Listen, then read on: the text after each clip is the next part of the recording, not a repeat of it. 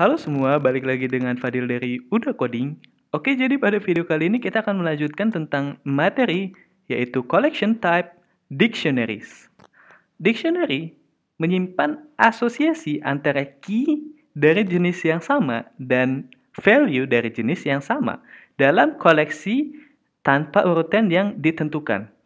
Setiap value dikaitkan dengan unique key yang bertindak sebagai pengidentifikasi untuk value dalam dictionary.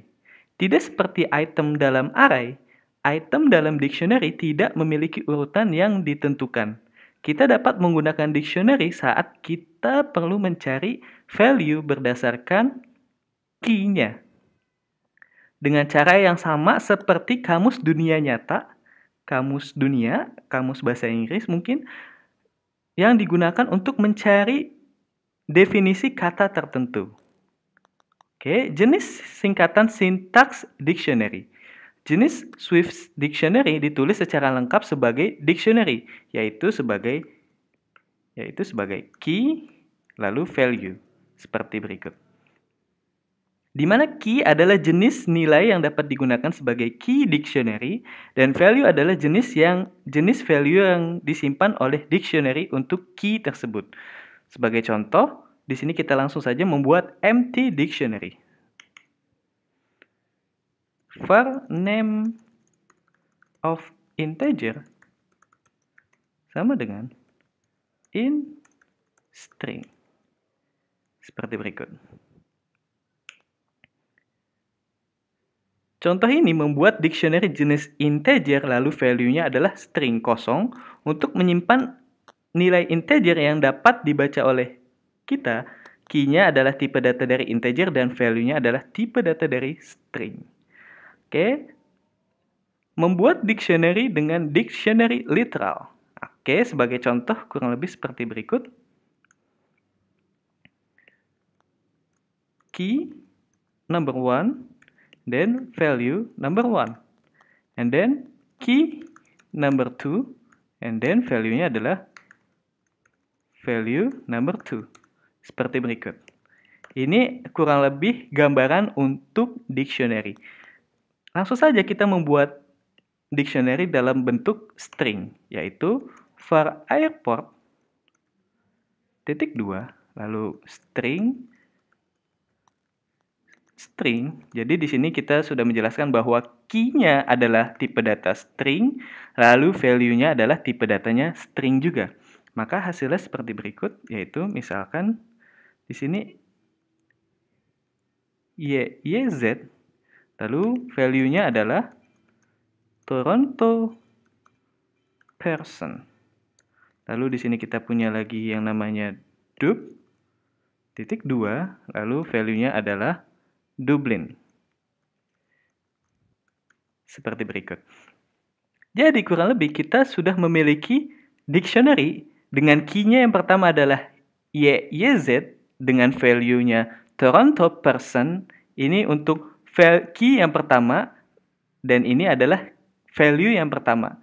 Begitu pula setelahnya ini adalah key yang kedua dan ini adalah value yang kedua. Seperti berikut. Dictionary airport dinyatakan memiliki tipe data yaitu string yang berarti dictionary yang key-nya bertipe data string dan value-nya juga bertipe data string. Dictionary airport diinisialisasikan dengan dictionary literal yang berisi dua pasangan nilai value. Pasangan pertama memiliki key YZ dan value Toronto person. Lalu yang kedua memiliki key dub dan value-nya adalah Dublin. Dictionary literal ini berisi dua string.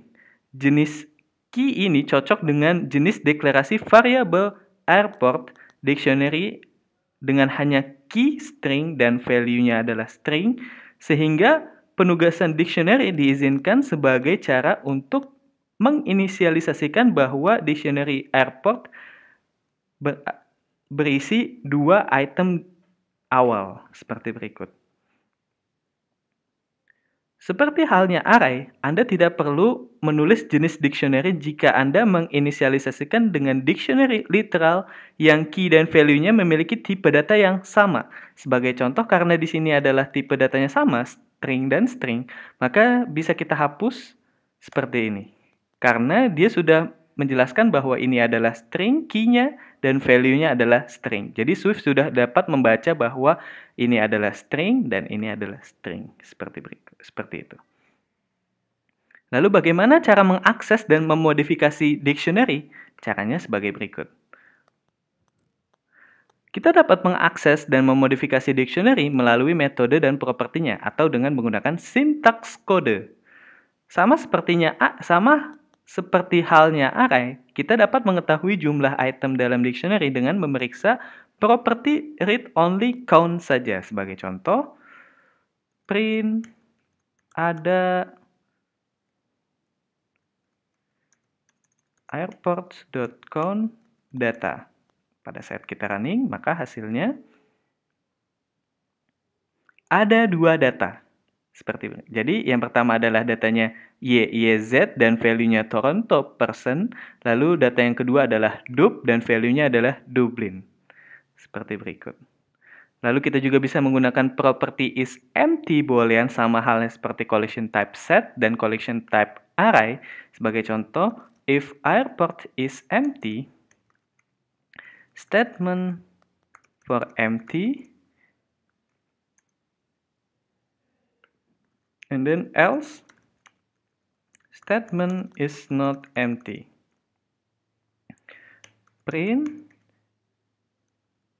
there is a airport data. Then print, there is no data. Pada saat kita, oh I'm sorry, ini kebalik. Sip. Seperti berikut. Jadi there is no data and then there is a airport data. Pada saat kita running, maka yang akan muncul adalah there is YYZ bla bla bla bla data. Berarti dia sudah mengecek bahwa data dari variabel atau array dictionary airports adalah ada. Seperti berikut. Dan kita juga dapat menambahkan item baru ke dictionary dengan syntax code. Gunakan new key dari tipe yang sesuai sebagai indeks kode. Sebagai contoh, kita pengen menambahkan data baru. Sebagai contoh yaitu airport LHR sama dengan London. Lalu kita bisa print airport. Maka hasilnya London. Oke, pada saat kita running. Dublin, YYZ, dan LHR. Maka datanya sudah menambah yaitu 3. Seperti berikut. Lalu kita juga bisa menggunakan syntax code untuk mengubah value dari key tertentu. Sebagai contoh, misalkan kita pengen ganti airport LHR sama dengan London Heathrow.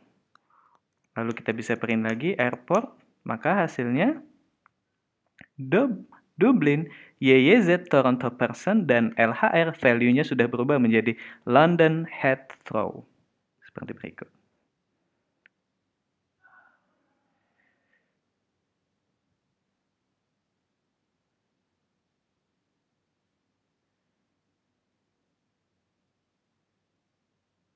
Lalu sama juga seperti collection type sets juga kita juga bisa menghapus data. Sebagai contoh, airports.remove dictionary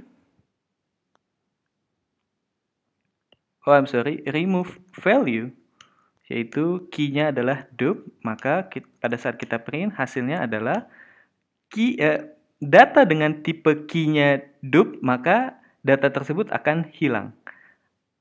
Seperti berikut. LHR, dan YYZ. Nah, sama juga seperti collection type set dan array, kita juga bisa melakukan perulangan pada dictionary. Sebagai contoh, for airport code, airport name, in airport. Nah, di sini perbedaannya adalah kita memiliki dua variabel. Kenapa dua variabel? Karena si airport ini memiliki dua, atau bisa kita sebut memiliki key dan value yang berbeda.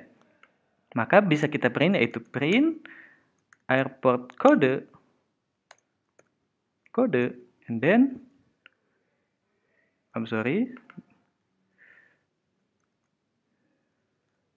airport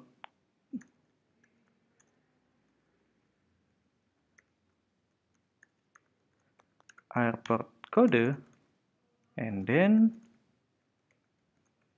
airport name. Maka setelah kita running, hasilnya adalah LHR, London Heathrow, YYZ, Toronto Pearson.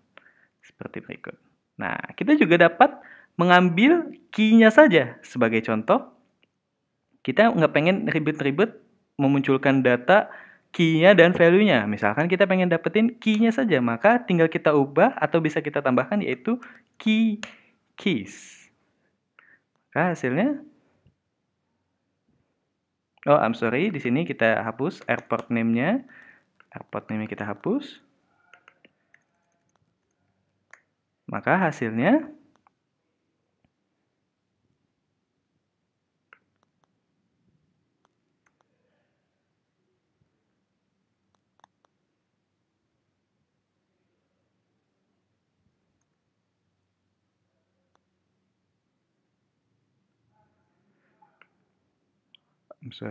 ada kesalahan.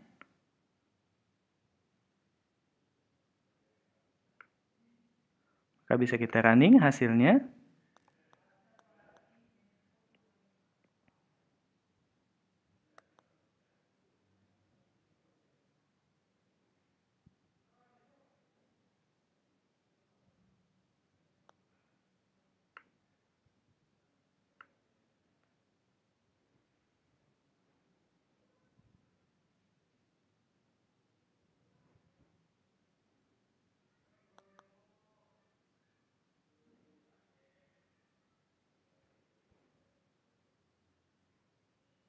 Cukup lama hasilnya.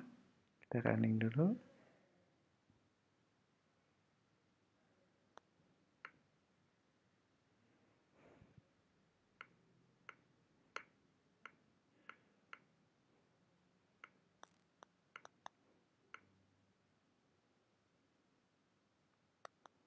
Oke, wait.